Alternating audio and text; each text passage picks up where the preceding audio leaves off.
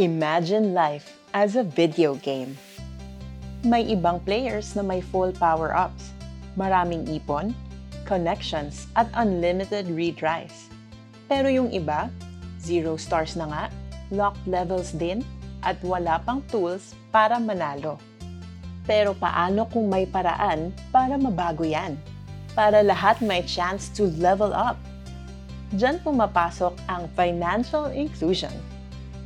Isipin mo ang isang adventure game. Kung wala ka man lang access sa item shop para makakuha ng tamang tools, mahihirapan ka talagang matapos ang quest mo. Ang financial inclusion ay parang pagbibigay ng access sa shop sa lahat ng players para lahat may chance magtagumpay, ensuring no one is left behind.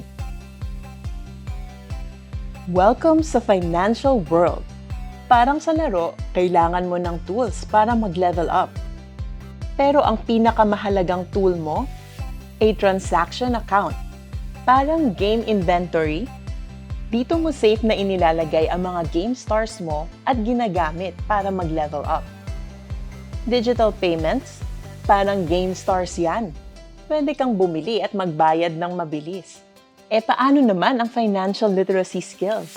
Para yung boosts na tumutulong sa'yo to reach the next level. Insurance at emergency fund, shield mo yan laban sa biglaang gastos. Pero hindi lahat ng players madaling makaka-level up ha. Yung iba kasi kulang sa ID, financial knowledge, o access sa financial service providers. Kaya nariyan ang consumer protection, financial education, at mga regulasyon para siguraduhin na lahat ay makakapaglaro ng patas. These keys do not just unlock doors, they empower you to make smarter financial decisions, stay protected, and gain access to financial opportunities. Dati, ang goal mo lang ay makasurvive sa game. Pero ngayon, ibang level na. Totoong buhay na to.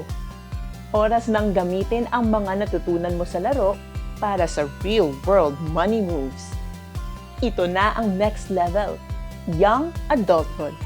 Ready ka na bang harapin ang mas malalaking financial choices? Ngayon, mas malawak na ang mundo mo. Dito na pumapasok ang mas malalaking financial choices tulad ng pag-iipon, pag-i-invest, at pagsisiguro sa kinabukasan mo. What's your next move? Pipili ka ba ng investment? Mag-iipon ng emergency fund? O kukuha ng insurance? Sa buhay, ikaw ang bida ng financial future mo.